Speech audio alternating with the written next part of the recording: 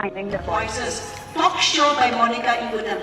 I'm a huge fan of Finding the Voices. You're doing a great job for Manipur. Manipur bu prithivida masatak pa good positive voices and make those voices more visible. We wanted our voice to reach in all the corners of the world. Interesting people. Been finding voices on People from our own place. Share positive stories and inspiring stories and bring out the good stories of Manipur.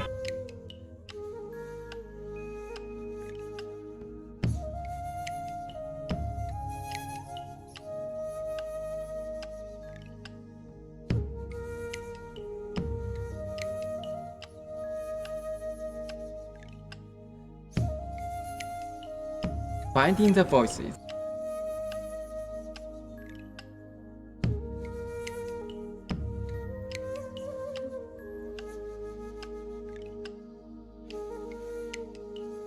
Welcome to Finding the Voices. Right now we are at the residence of Mr. Yambem Laba. This is an interview we have been planning for many years, I should say. 3 years. 3 years. Yeah. Okay. You are a difficult person to meet. Many of our viewers have requested for your voice to be featured in our program, and also I myself have been looking forward for meeting you and listening to your story. So before that, I just want to briefly introduce our special guest speaker for today, Sir Yambem Laba, founder of the Movement of Human Rights in Manipur, Ashoka Fellow of 1988. He's a social entrepreneur mobilizing the youth of Manipur, senior journalist at the Statesman Limited, and also a fellow of Royal Geographical Society at London. He is also the president of Kazanglei Center of Manipur Art and Culture, Bangalore, member of India International Center and Indian Mountaineering Foundation. He is a former chairperson in charge of Manipur State Human Rights Commission and a former director of Jawaharlal Nehru Dance Academy, amongst many other titles. And for me and many, you are a walking knowledge bank of Manipur. So I'm just a humble reporter of events. So in today's interview, I'm hoping to know you a little better, and also for our viewer, and learn about Manipur from your experience and your work. Okay. So welcome to our show. Thank you for inviting me. Yeah, so how about we start by you sharing a little bit about your childhood and growing up, education, family. Okay. See, I'm the fourth of 5 sons to my parents. My parents were pioneer professionals of Manipur. My father being the first engineering graduate of the state of Manipur. My mother being the first lady doctor of the state of Manipur. She studied in Dhaka and Calcutta and finished medicine in 1946. And she was a very brave lady because whilst as a student during the Second World War, she had volunteered for war services in case the war extended. And for that she was given a special scholarship and all that kind of thing. Okay. My mother's father was the first doctor, modern doctor of the state of Manipur. Okay. My father's father was a teacher. So we kind of grew up in that atmosphere of professionalism. Right. And like all other Manipuri families, each of us were slotted out our respective professions during our student days in school. You see. Okay. You must become a doctor, you must become a scientist, you must become an engineer. So I was actually slotted out to become an engineer. Okay. Which would have been disastrous because I was very bad in maths. Luckily, my second brother became an engineer before I could be decided on that fate. And then my mother decided that I should be left alone. And let him just do whatever he wants, go wherever he wants to go, and I should be like kind of untethered horse, stallion. Let him run around, jump around. Just find what you want to do. Just find his own way, find his own way about, and things like that. Okay. I finished my schoolings from St. Joseph's College, North Point in Darjeeling, which is run by Jesuits. Okay. So I have a very strong Jesuit influence in me, of sense of dedication, of sense of heart sacrifice, and a sense of care, and also a sense of being stern whenever it is required. Okay. But you did your schooling in Manipur? I started my initial schoolings in Manipur. Okay. I went to the Salesian schools of Little Flower and Don Bosco. Okay. But then later on my parents thought I should move out, and that's where I landed up in Darjeeling. And what age was that? I was perhaps around 14 or 15 when I moved out to Manipur. Okay. Okay, so you went before your 10th grade? Yes. Okay, and you were in the boarding school? I was in a boarding school. Okay. It was run by Jesuits, very strict, very disciplined. But we were taught about the world at large, and because I remember in class 10 we were exposed to films by Federico Fellini and Satyajit Ray. At class 10 we had a film festival there in school, you see. Okay, so a lot of exposure. A lot of exposure was there, and then we also had socials where we danced with the Loreto convent girls, you see. 2 socials were there in that. So I mean, as a child, as a young man, you are also exposed to that kind of scenario, Right. Then when we reached senior school, that was in class 11, we were made to undergo 21 grueling days of adventure at what is called a special adventure course at the Himalayan Mountaineering Institute, which is world famous, being founded by Tenzing Norgay, who was the first man to climb Everest and all that. So this 21 days of adventure was to kind of tamper the iron into steel, like you heat it and put it into water, you see. So there we learned to actually survive in the jungles, endure treks. 21 days. 21 days. Have at a cold young water age. have cold water baths in the morning, and live alone. I mean, spend a night in the jungle all alone on your own. Okay. So it was like really back to nature. Yeah, back to nature, surviving, and also conquering fear. You see, for a young boy or a girl to spend a night alone in the jungle is not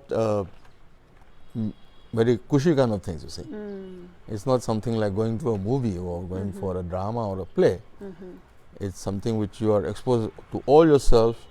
You have to cook for yourself. You have to find shelter for yourself. Okay.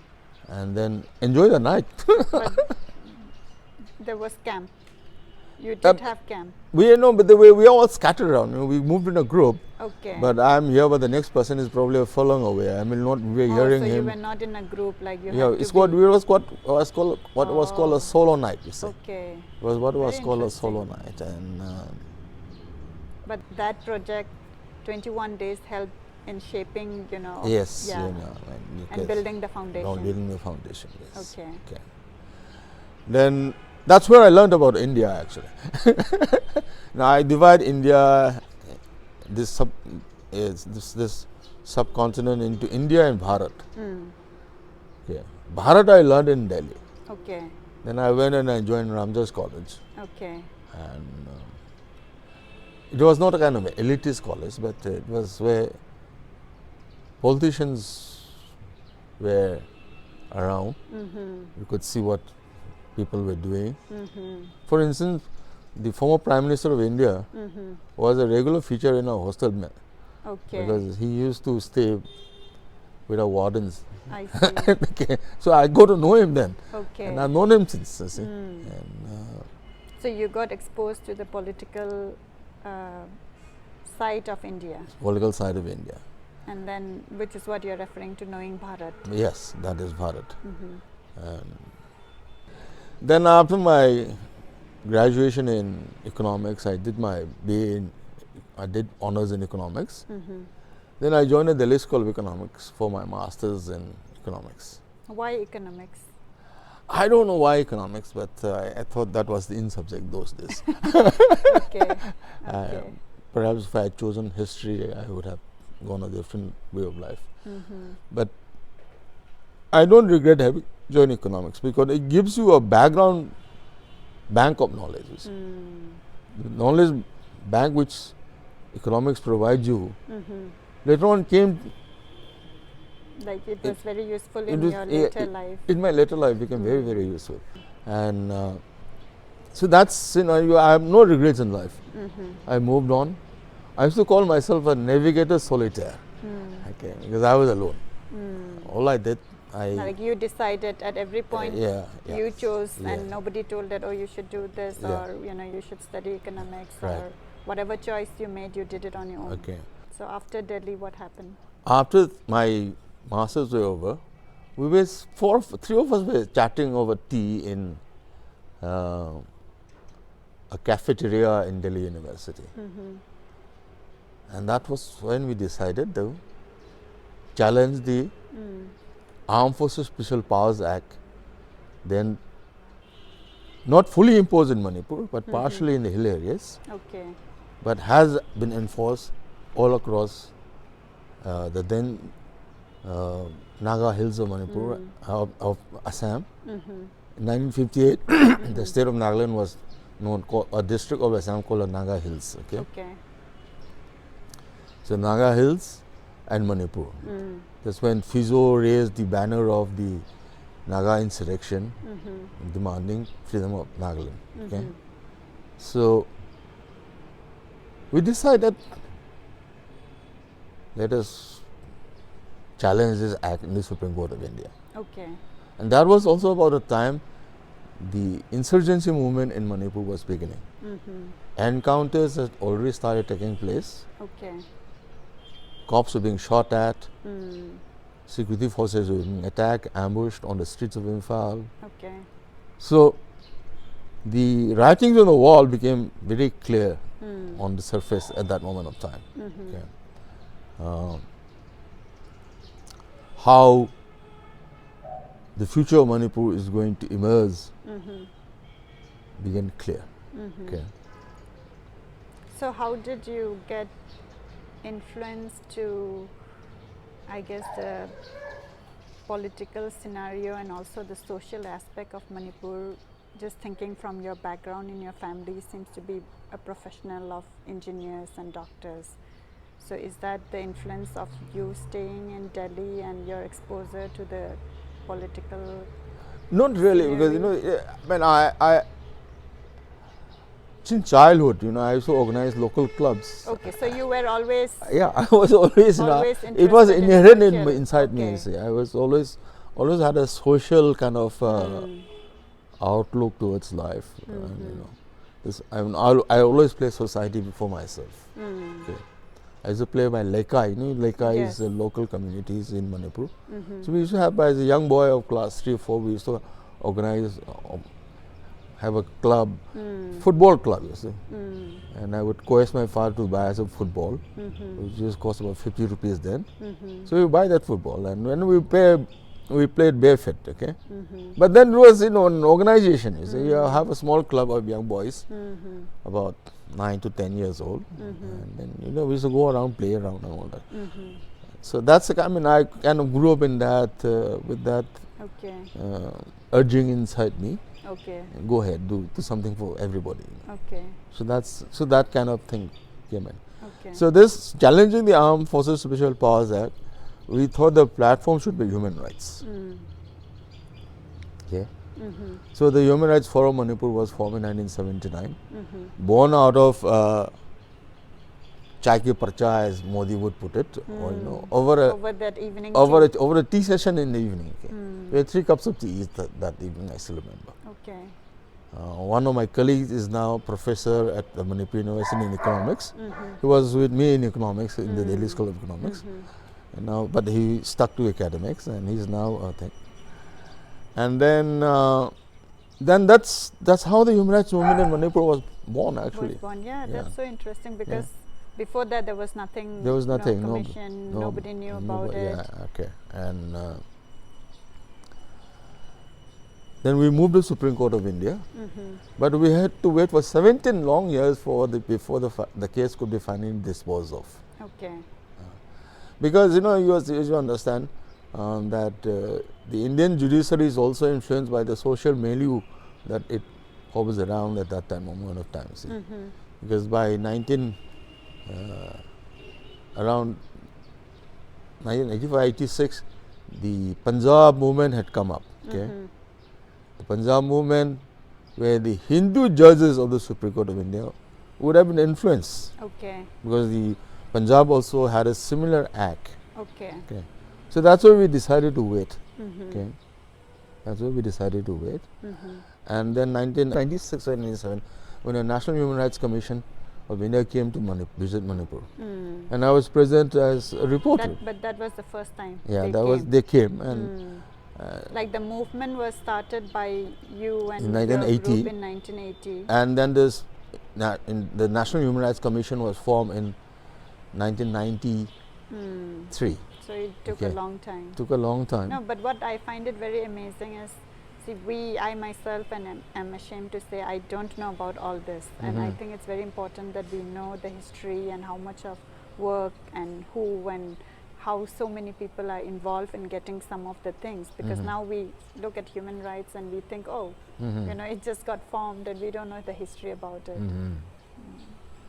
And then I briefed the National Human Rights Commission. They were not even aware of the existence of this act, for which people in the northeast now, people in Manipur then, was just a matter of life and death, you see. Soldiers could come, just pull you out from your bed, shoot you, and you're finished, and no question could be asked. Right. So I briefed the National Human Rights Commission about it, and then they went back to Delhi, and then they became a party to the petitioners, and then finally it was decided by the Supreme Court of India. Monica, Finding the Voices. Finding the Voices. Finding the Voice.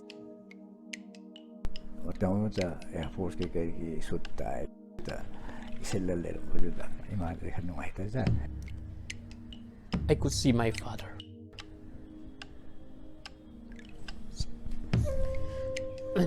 Who came to meet my headmaster because he was unable to pay the fee. I'm sorry.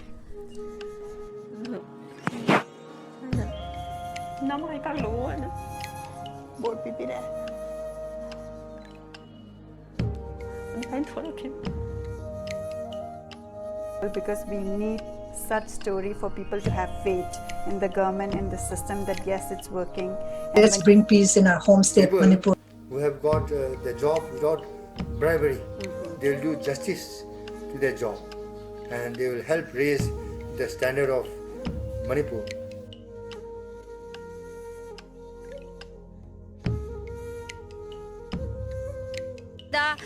Me machine creado. I adu paraga tingogi.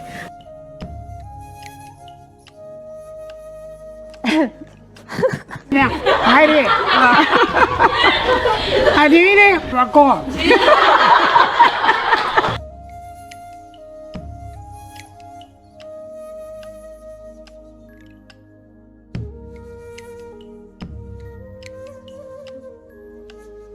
The final decision came in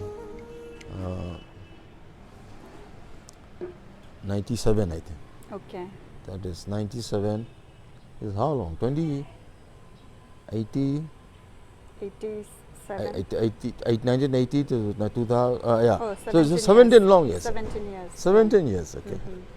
So 17 years of wait, the Supreme Court of India finally upheld the act, but also issued a series of do's and don'ts for the armed forces operating under this act in Manipur.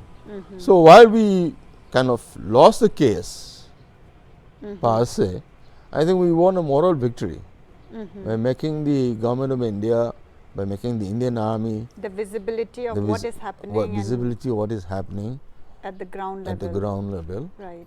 So I thought we won a moral victory. And also, earlier, as you had indicated, it was more a blanket statement, but there were more clauses included as part of the movement. And so when you were filing, or when you started the movement, you just passed master. You were still a student. What I just finished school. I mean, I've just finished.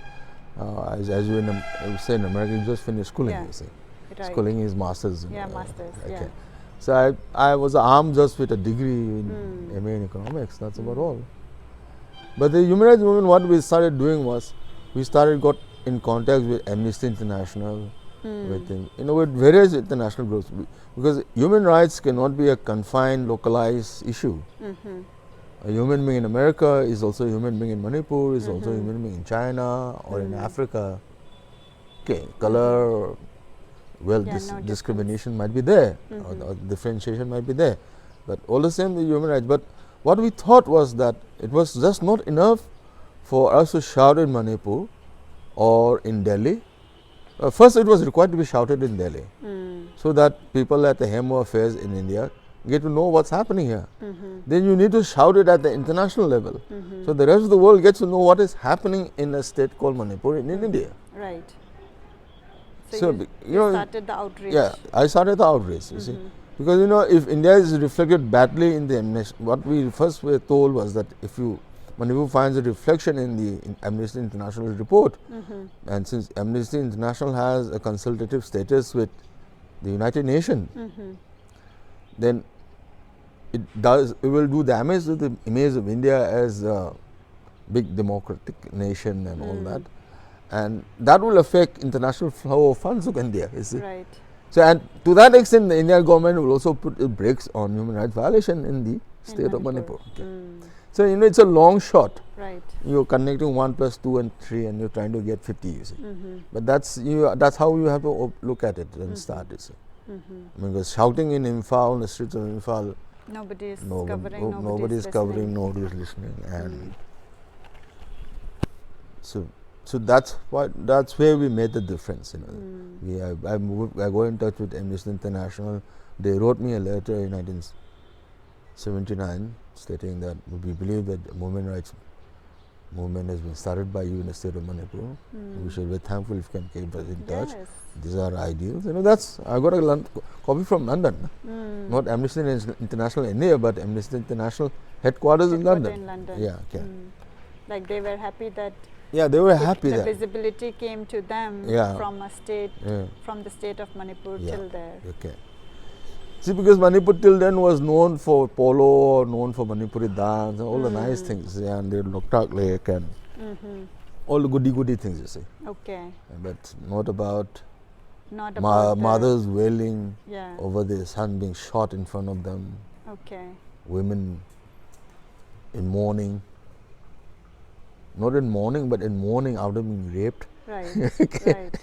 And so all these things need to be exposed and need to be packaged and put forward in presentable form, which like they follow the process. It's like writings and follow up to the right person.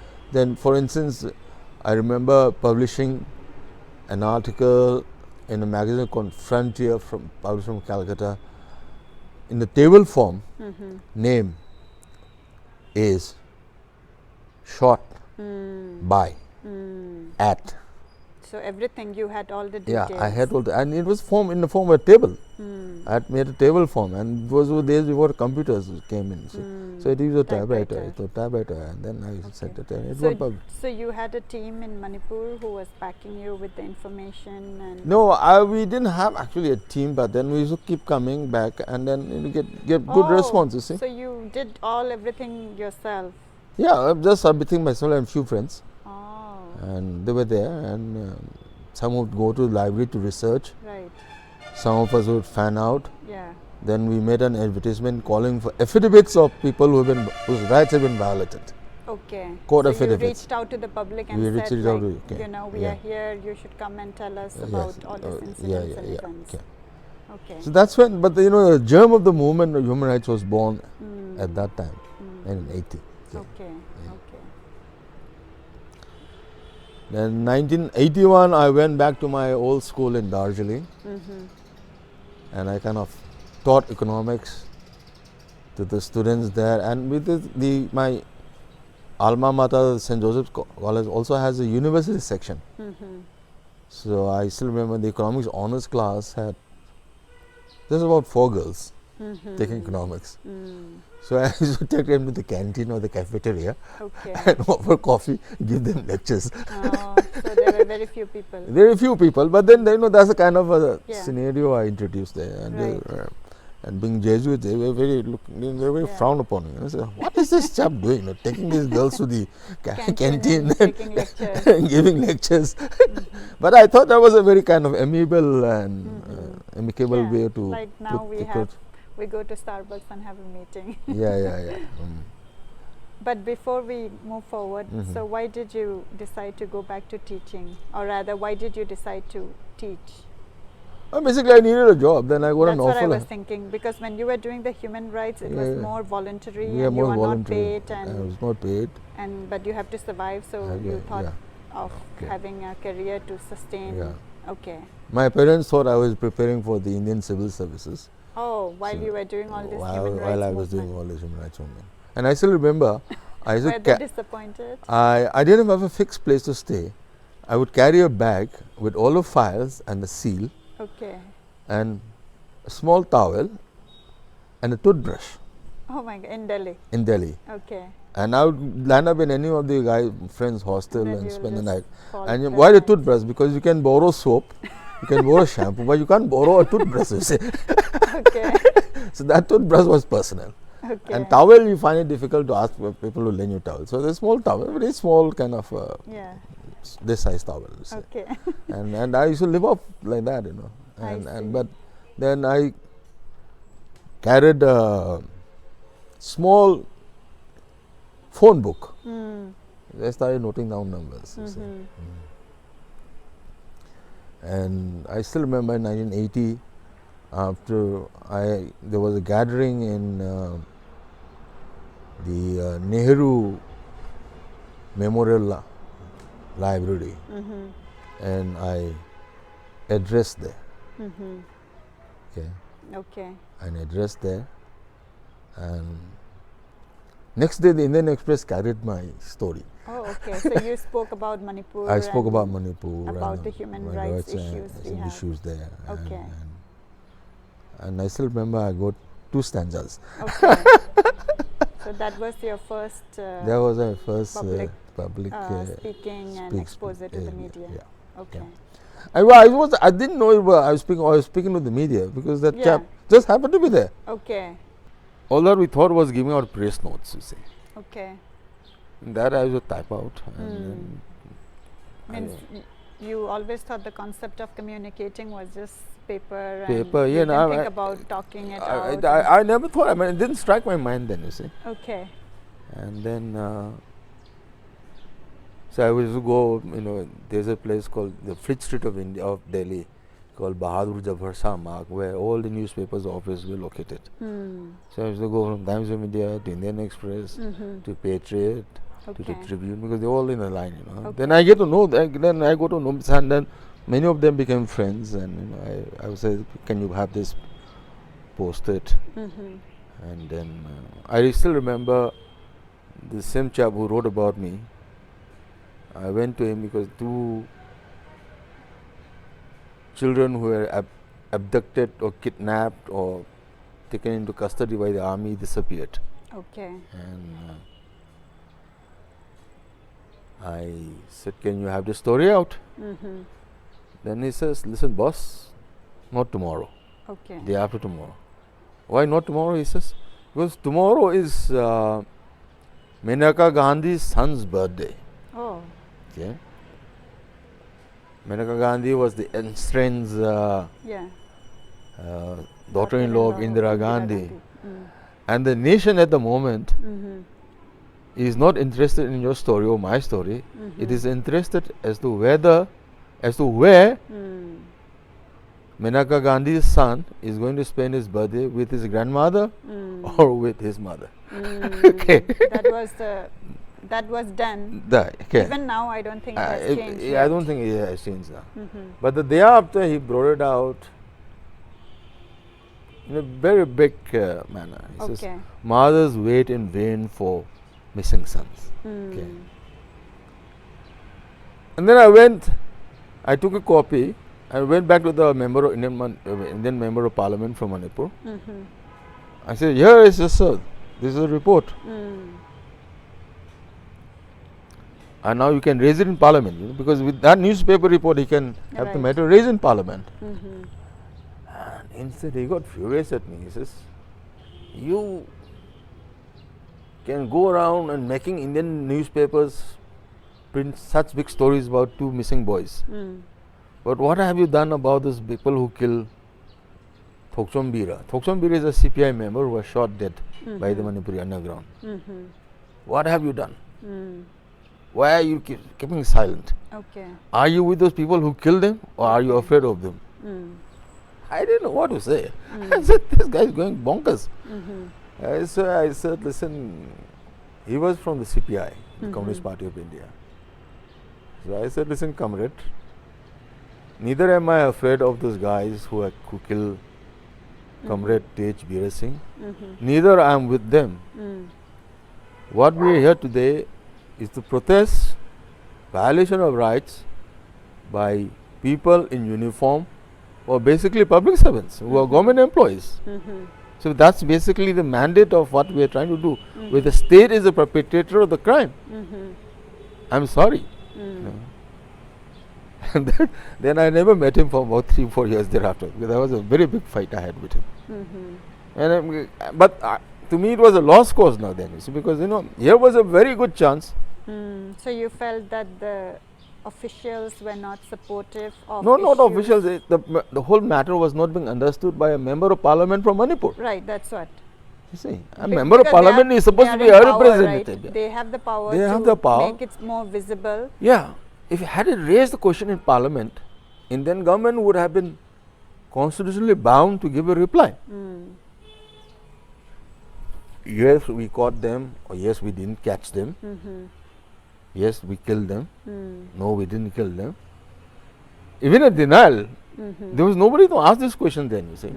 So I did that. But then the outcome was so funny. Then I thought perhaps we need to educate the politicians before you need to educate the masses on human rights. That's what I thought. At that time. Yeah, at that time. Has it changed? Do you think it has changed? I don't think it has changed much.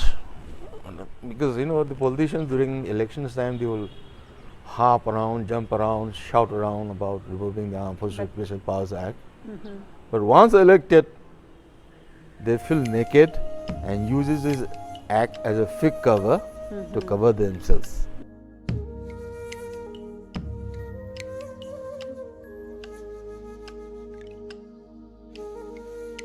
Please do it at Finding the Voices.